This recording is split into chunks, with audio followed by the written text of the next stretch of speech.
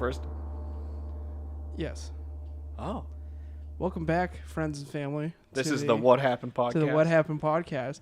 If you're new here, this is a history podcast about all the Are you going to do wackiest... this every single episode? It's for the new listeners. All right. I'm sorry. Not that we have many, but... I redact my statement, and now you hurt my feelings. Yeah, this is a history podcast about the wackiest history in town. In town. And all over the world. All right, so I'm just gonna continue right into my story to end the misery of Ryan attempting to introduce himself for the 15th time. Oh, I'm Ryan. That's Owen. Hello. You got to introduce the host too, man. It's important. Are we the hosts? Yeah. That makes sense. Since I'm leading today's podcast off after our meteor shower event last week, I thought I would go with another fun story, and I named it the Killdozer Rampage. Oh, you don't? It doesn't have a name? What? It doesn't have a name? You named it? Well, I named it the Word document that, but that's also what a lot of people called it. The Killdozer Rampage. Yeah, a lot of people kept calling it a Killdozer. I didn't really like it, but I thought I'd use it since it was in like every article I read. Wasn't Dozer the name of the bad ghost from Ghostbusters? What? You heard me. I don't know. Like the really shitty remake one? No, the one with the kids? original. The one with, yeah. You really don't know his name? Bill Murray. Yep. Okay, so just making sure we're still recording because that happened last week. Yep. All right, so What happened? No! We both just did a really bad goofy laugh.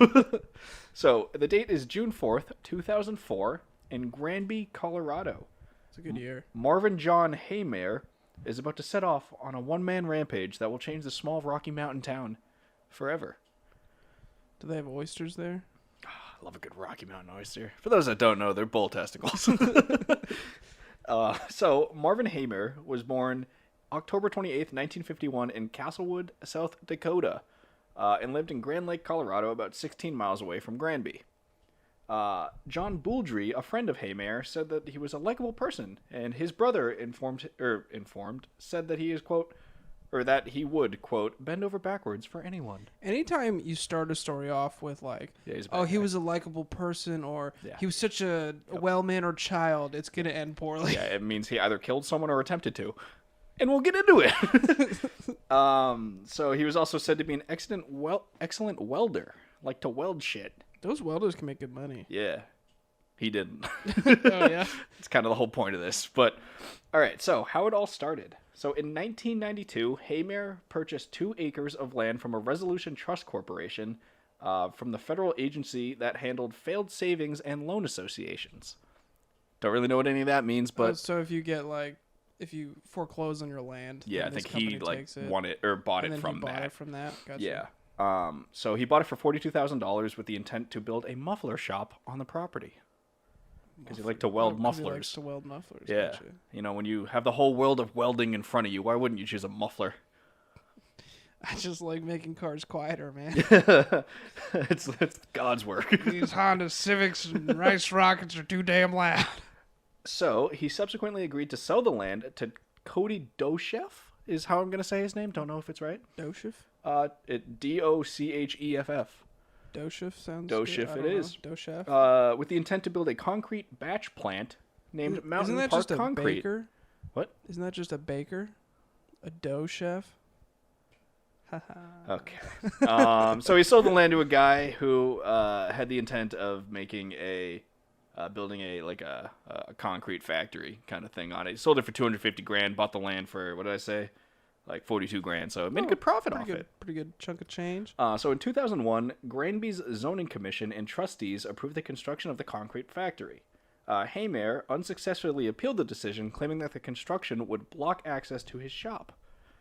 With their investigation of the land and stuff, like the town trying to like go with his claim to see if it was legit, they ended up finding that he wasn't hooked up to the sewer lines of the town and was just illegally dumping sewage on his land. Oh. Yeah, from his muffler shop. Like an EPA disaster. Yeah. So he was subsequently fined $2,500 by the city, and he said that the reason he didn't do it is because the new sewer line had to run 60 feet off his property to get to the sewer line. It would cost him an estimated $80,000. Oh, really? And he just didn't want to do it. So, like, I'd rather just shit in a bucket and toss it on the land.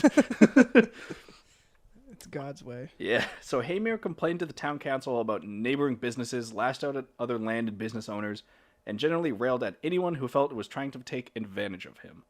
He sued and sued again, and this constant battle with the town led him off the deep end. So essentially, he was a business owner and just got mad at like literally everyone around him that also was trying to run a business or would do anything. Like he literally sold this land to a guy who said he was going to build a concrete plant and then immediately sued the guy for building a concrete plant. That's kind of so like weird. Kind of an oddball guy, but yeah. He's an but oddball. He'd bend over backwards. He would for anyone, but not if you want a concrete plant. No, and not if he sold you land to build said concrete factory. Yeah. So basically, he just had like a gripe with the town employees and everyone in the town, and then the town also just didn't like him because of the way he treated everyone. So they were just like, there was like a newspaper that posted like a really shitty article on him, just basically being like, this guy's an asshole. So the town hated him. He hated the town. Local curmudgeon. Yeah, it was a great relationship on his in his yard. So let's see. So he did what any red-blooded American would do. He took action.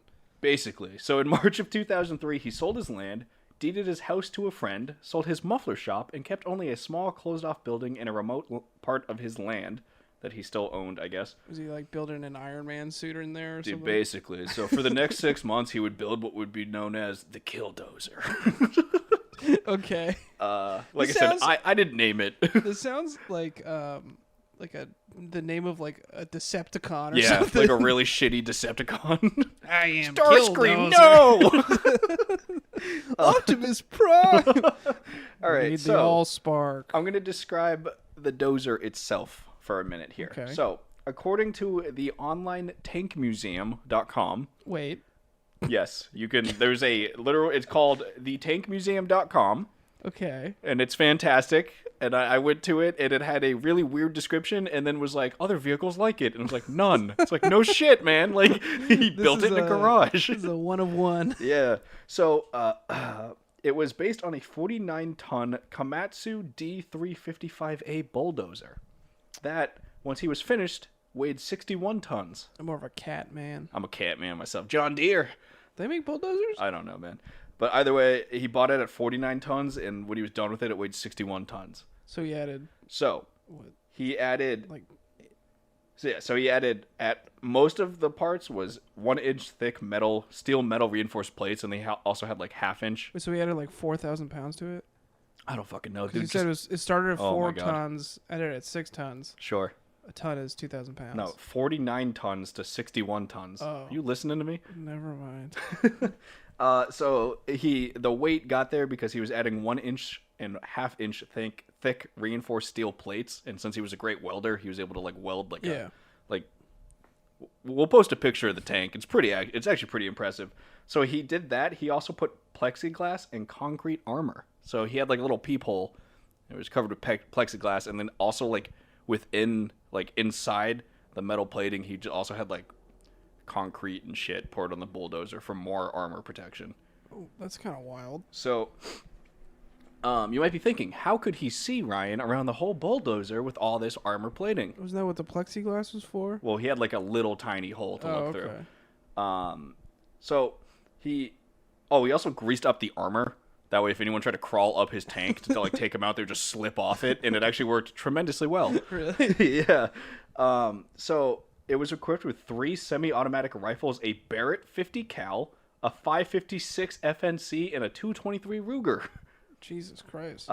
He also carried... Are these just like pointing out in like random directions?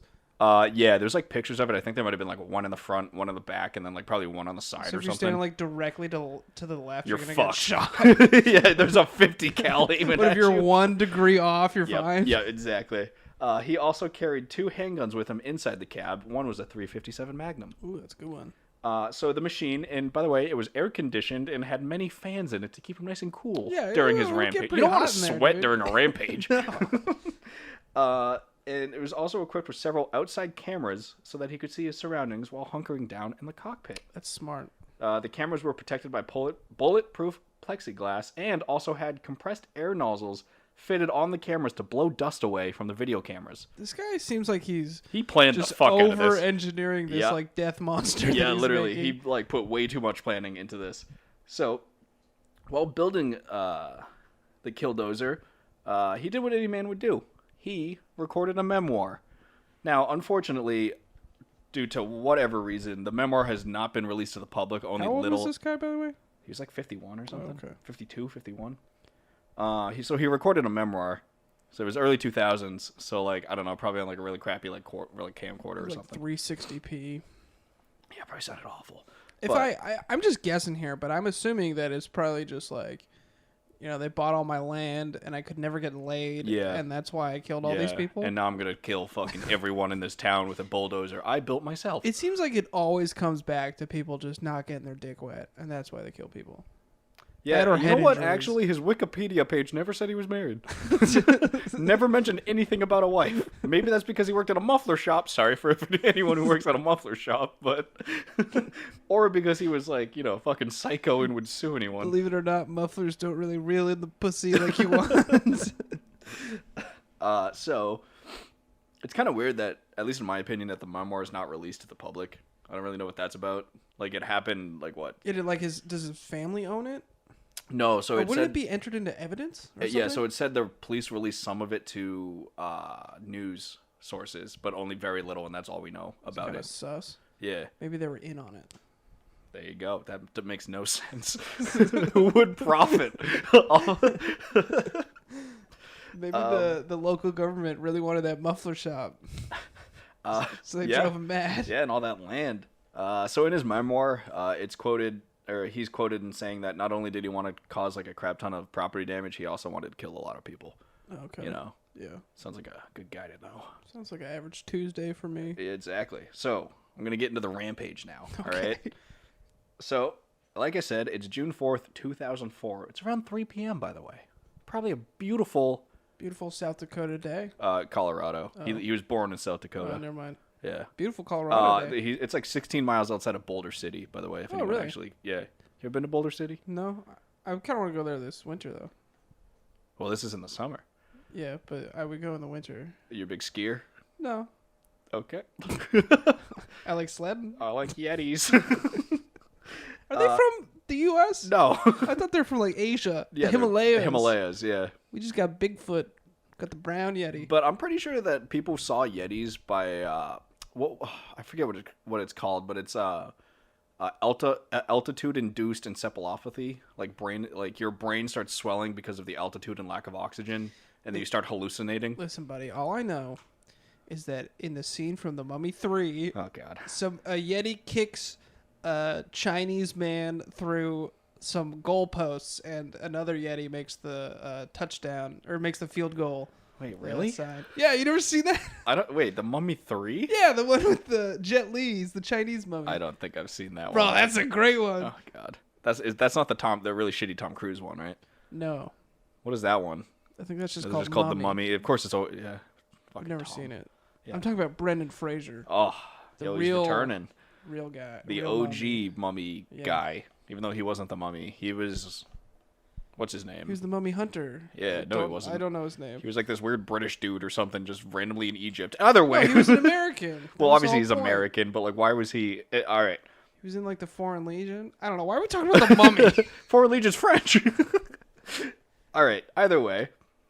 2004, Derby, Colorado, or Denby. I don't fucking care. So, behind the controls of his steel and concrete reinforced Killdozer, he began his attack on the town and his enemies around 3 p.m. Apparently, rather than just opening his like garage door, he just fucking drove through it, which I think is kind of a badass way to start the rampage. Yeah. Also, I'd like to think he was high on cocaine. I don't know if he was, but I feel like I'd want to be. Is Colorado big on crack, or that seems like a Dakota issue? That's definitely a Dakota issue. So, so his first target was, unsurprisingly, the cement plant. Near his former business, the one that like kind of started everything for him. Yeah. So while the factory was being destroyed, the owner, Cody Doshev, whatever his name is, noticed it was happening and was like, "Oh shit, I'm gonna stop this," and tried to drive like a pickup truck in front of the bulldozer to stop it. And then realized he couldn't stop a fucking... Yeah, he's just going to get run over by Like was he in the car? Yeah. So apparently he got away, and it says that, quote, he rammed the rear of Doshev's vehicle, and that's it. Huh. But so he did get out, though. Yeah, he got away. He didn't get, like, crushed to death. Did he get, like, popped by one of those rifles? No, apparently not. I couldn't tell you. So, this is what Nope, not Dochef. Fucking Marv was able to destroy. So, during his rampage, he was able to destroy a local bank, his former business, a hardware store that had legal disputes against him, the town hall. Wait, this guy's even, like, pissing off the Ace Hardware. Yeah, literally, yeah. He destroyed the town hall, the police department, the home of Granby's deceased former mayor, where his wife or widow was living at the time. Oh, really? That poor woman. The town's library, a local newspaper office who editorialized against him, the former judge's home, and an enormous amount of cars. Because he probably didn't obey traffic laws, if I had to guess. So he spent a few minutes trying to ignite the independent propane company's storage tanks using his 50 cal rifle. Unfortunately, it wouldn't blow up. But can you imagine you're the cop sitting behind the tank, just being like, he's shooting at the propane? Sir. Also, Stop. Yeah, well, you're on a bullhorn. Also, so I watched a 15-minute long video. It was like a police dash cam video of like a sergeant following the tank while it was going on a rampage. And dispatch comes through. I think I told you this. And dispatch comes through and asks the sheriff. They're like, hey, we have a civilian who claims he knows how to stop the tank. Do you want him to respond to the scene? And the sheriff's like, the sergeant's like, no. That's like if I just like called the police during an active shooter situation and I was like, hey, yeah, I got a gun. You want me to come down? I'm pretty good at aiming at squirrels in my backyard. I think I got him. But you know that one guy woke up that morning being like, I got this. That's like if I call a fire department and be like, yo, I got a hose. Yeah, right? Yeah, you stopped them because you're garden hose. Yeah. But yeah, so naturally the sergeant said no to that proposal. Also, the dispatcher was like, can we let the fire department in? And the cop was like, no. So something tells me they weren't prepared for this situation. Yeah, I mean, I feel like there are not a lot of times that I would think a Killdozer would start rampaging through my town. Also, side note, I didn't write this down, but it said that like he had multiple people over because he was living in this shed thing that he was also building his dozer in. Okay. And he said that he would have people over and literally no one asked about the like very large dozer with like, you know, a 50 cal on it. Nobody was like, oh boy, what was that for? Yeah, like, hey Marv, what are you doing? I mean, like, it's kind of crazy though, because if you're like building a car in your garage, somebody would be like, yeah, every asshole. What kind of car like, you building? Yeah, what you got in there? And like, I don't know. Yeah. But everyone was like, you know what? There's no red flags. It's not like Marv sold his house, sold all of his land, and is living in a shack building a tank. Jesus Christ. But I digress. So after being sealed by an industrial loader inside a group of buildings, Marv, in his armored Komatsu bulldozer, tried to escape by ramming through several more buildings. Unfortunately for him, the weight of his bulldozer made the floor that he was on collapse, and his bulldozer went like ass in or something into the basement. Oh, so okay. he was like at like a 60-degree angle and he couldn't get the tank out. Damn, dude. Yeah. So also real quick. Wait, did somebody block him in or? Yeah, someone like he like went in through a building. There's like a picture of it, and then someone took like a semi truck kind of thing and like blocked where he went in. Okay. And he for some reason couldn't come back out of that. Was that just like a random guy or was that a cop? I don't know. Oh, okay. I would like to think it was a random guy, the Batman of Colorado. So he was blocked in, couldn't come out the way he like came in, so he just decided to like plow through a fuck ton of buildings and he got stuck. Yeah. Side note, the Colorado governor considered using the Apache Hellfire missiles from the Colorado National Guard to destroy the tank. I mean, honestly, like that seems pretty reasonable in this situation. Bro, he literally was like, do I blow up half the town to kill this one fucker in a tank? I mean, what else are you gonna do? And also, I was like, I kind of thought that would just be like a bullshit report, but it was in multiple articles I read. Yeah. So like, unless they all used the same source I did, that guy was fucking tapped. So the aftermath. So the attack lasted for exactly 2 hours and 7 minutes, damaging 13 buildings. Somehow, not a single life was lost, civilian or police, which... Really? Some people were like, yeah, he wasn't trying to kill people, but it was in his manifesto. Maybe he should have put some swivel on those guns. Yeah, probably. Yeah. Also, he only used it to shoot at propane tank tanks. and nothing else. So maybe he wasn't operating a 64-ton Killdozer takes a lot of concentration, and which you don't really have time to aim the Luger in the side of it. But that's also probably why he had the AC, though. Yeah, it's hot bring down the tensions. It is June in Colorado. I assume is warm. Yeah, June in most places besides southern hemisphere is warm. Or the northern. Well, Antarctica and shit. Yeah. Wow. So it's the Arctic, by the way. So being stuck inside a basement, inside a bulldozer that he also sealed himself in, by the way. Did he like weld himself in? Yeah. Wait, really? I don't think he welded himself in. Okay. There were like different reports. Some say that he had to like use a crane to lower the steel plate that he like went in, like that he covered his hatch with. Gotcha. So whatever he like covered the hatch with or whatever was so heavy that he himself couldn't get out. But it also kind of seemed like he never wanted to get out of it. Because also, what are you going to do after that? Just go to jail? Like, that'd be a hilarious... you'd be in a gang immediately. Like the max... That's some cred, you know? That is some cred. It's not just like, what'd you do? I did a couple B&Es. It's, no, I built a tank and plowed through the bank, a concrete factory, some old lady's house. But, like, I don't really know what his game plan was. Is that the Killdozer? Yeah, he put a siren on the Killdozer, believe it or not. But I don't really know his intentions because, like, Jesus Christ, go through the intersection. God. I don't know his intentions because now I lost my goddamn train of thought.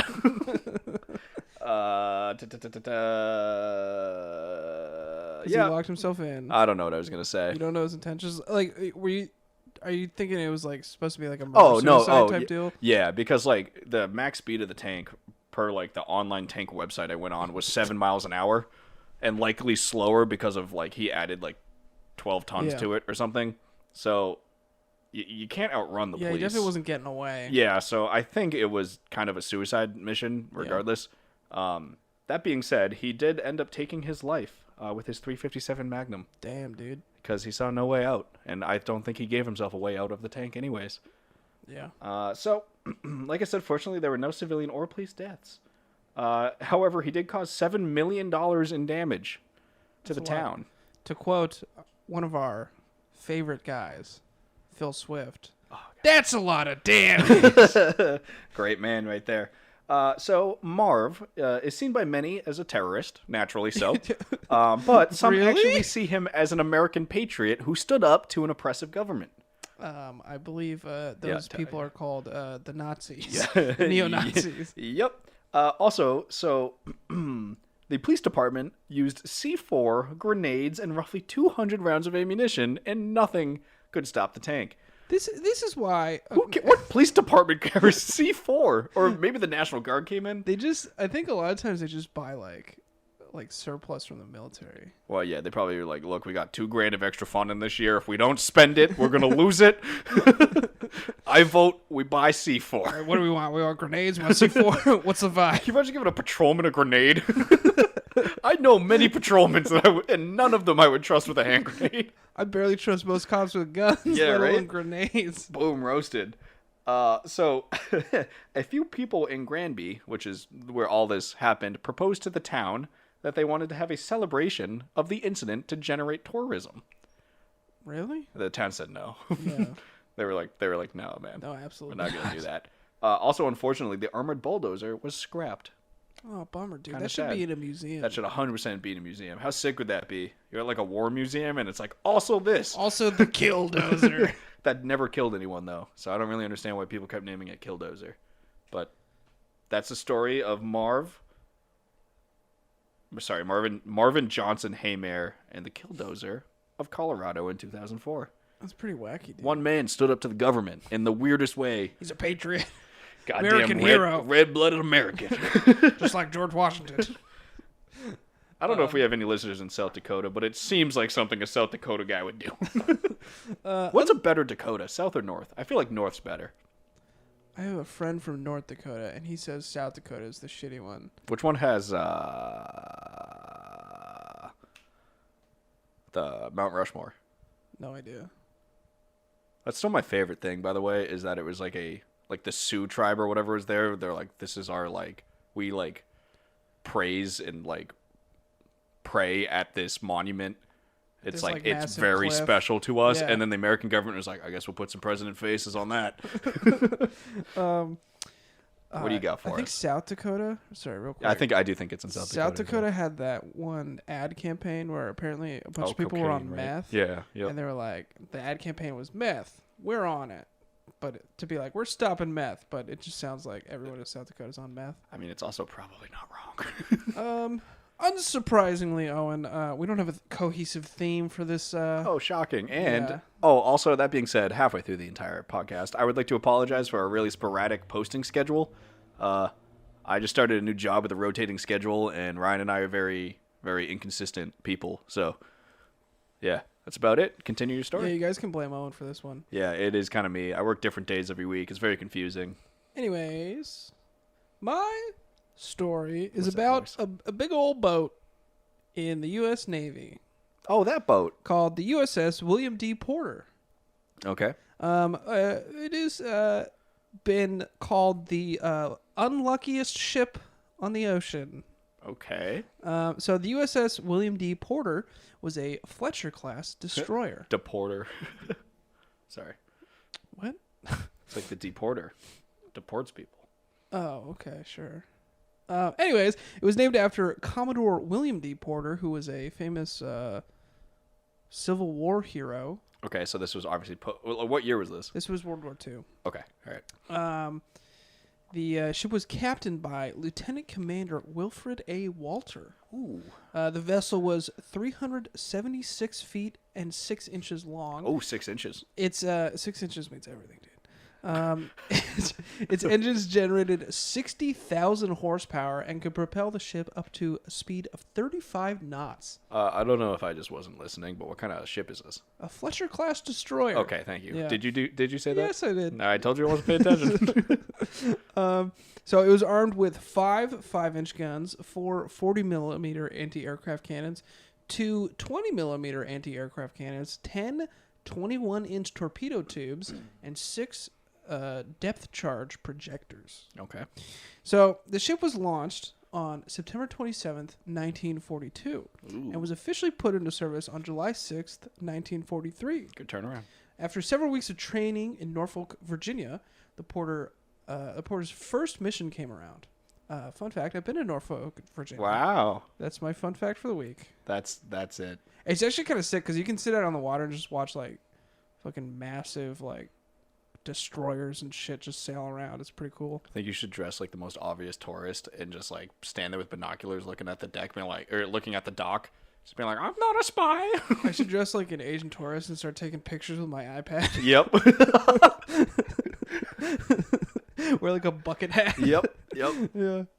Hawaiian shirt. Just like You might have to. it's crazy. You walk through Chinatown, I gotta cut all that out. Yeah, you do. None of that was all right. It's so true That's though. a long bleep. All right. Anyways, You're a weird. Just leave that. and scene. So in November, sorry, that was so funny. It's most likely going to be cut, but we just went on a rant. In November 1943, it's so funny, dude. Oh my god. Dude, bring it down. Okay, we're not talking about Oh god. Oh, and cut. Jesus Christ.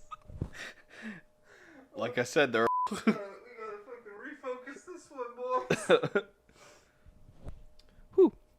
In November 1943, the Porter was one of several ships in charge of escorting the USS Iowa to North Africa. Are you taking Snapchats? Yeah, I'm taking Snapchats. My streak's about to die. It's more important than your fucking story. Continue. That was hurtful. I'm not the first one to say that. The USS Iowa's mission was Yep. to carry President Franklin Delano Roosevelt and the Secretaries of State and the Joint Chiefs of Staff to Israel for the Tehran Conference, which is like the famous conference where he met with the English Prime Minister and Joseph Stalin. It's a long boat ride. I forget. I'll get there later, but I'll tell you how many days it was. All right. So this was an obviously incredibly important mission, which requires constant vigilance and ultimate professionalism, Owen.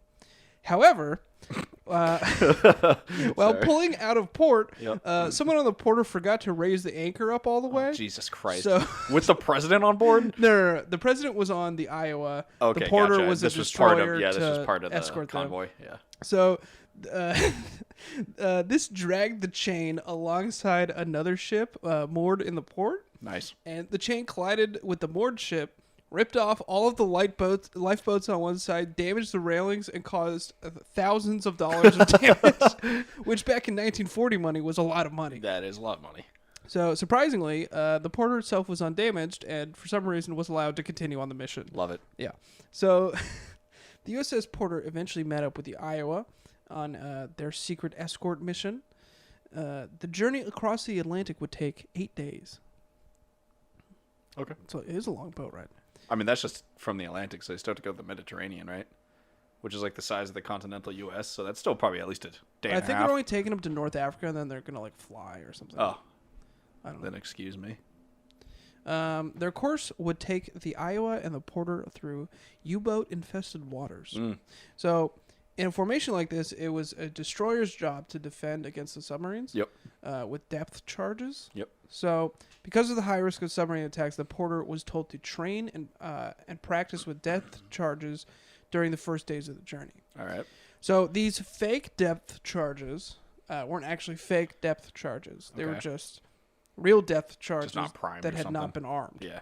So one day into the journey while drilling with the disarmed charges, one crew member on the Porter forgot to disarm the depth charge. Yikes.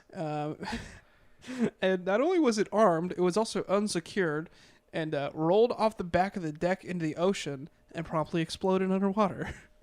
The charge exploded pretty close to the USS Iowa, which, let's not forget, Owen, was carrying U.S. President Franklin Delano Roosevelt. Jesus Christ.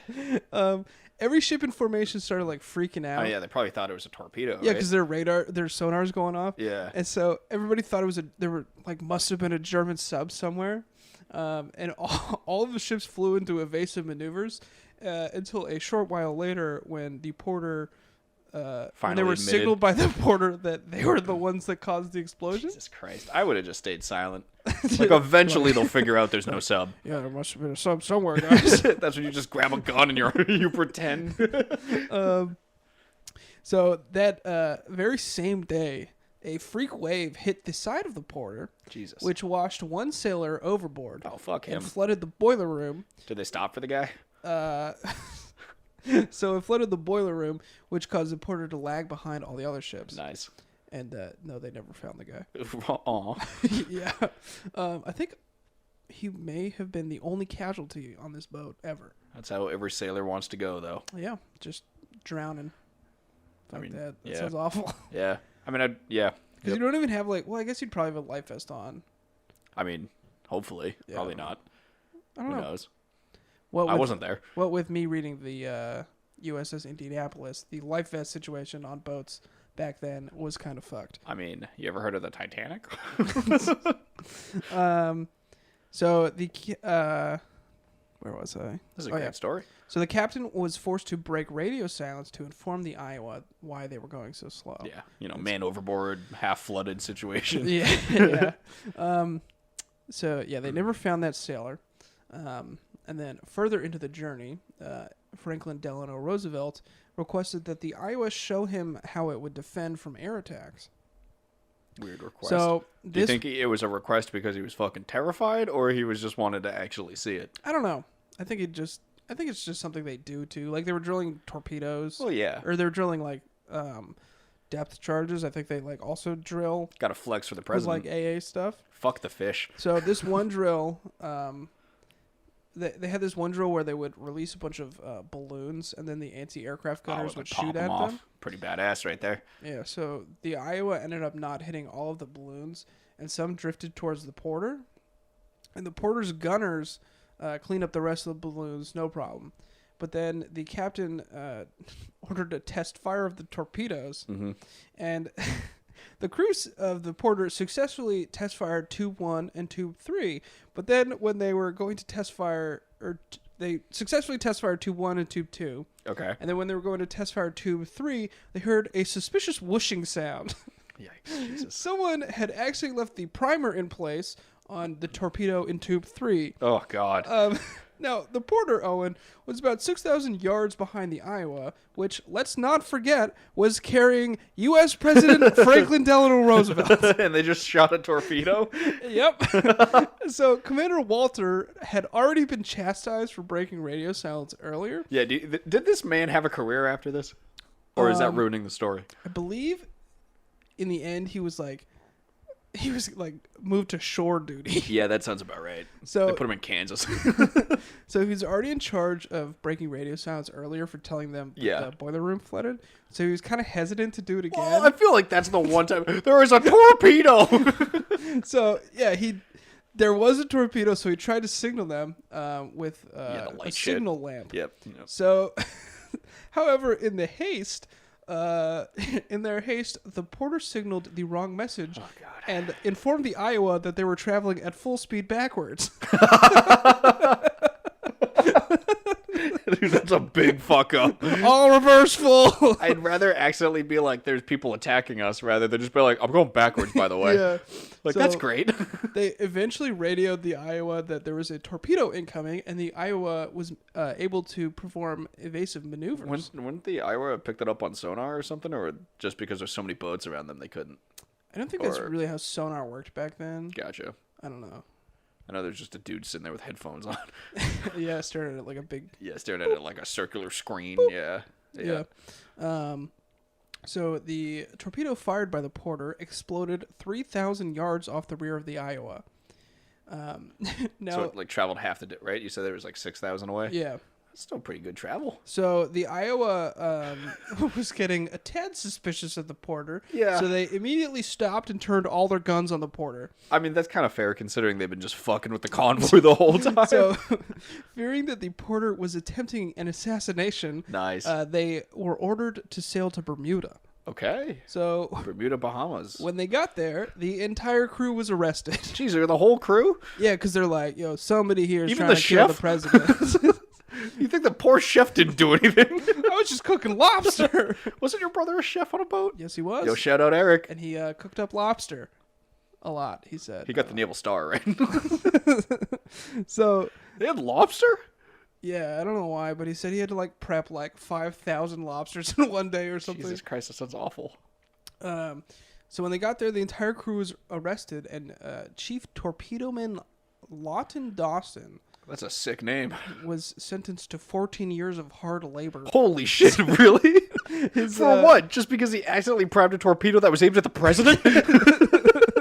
His sentence was eventually reduced by FDR. Yeah, but by how much? I don't know. I could find that. Because I still feel like I would hold a little bit of a grudge. But look, you might not have done it on purpose, but you legitimately almost killed me. Apparently, FDR, when he heard that there was a torpedo aiming for the Iowa, was like, yo, push me to the railing. I want to see this. Because he was in a wheelchair. Dude, he must have not done well in swells. Lock his wheels, lock his wheels. Oh, he's rolling again. You get hit by a big wave and you go into the president's room to find him and he's facing the corner of a wall because he can't get out. His wheelchair's just on its side. Help. Anyways. So the Porter was reassigned to the Aleutian Islands, where for about a year it conducted anti-submarine patrols, and it even assisted in the... Oh, was that Paul home? We'll just be quiet. He's like a T-Rex. He can't hear us. He can only see movement. Yeah.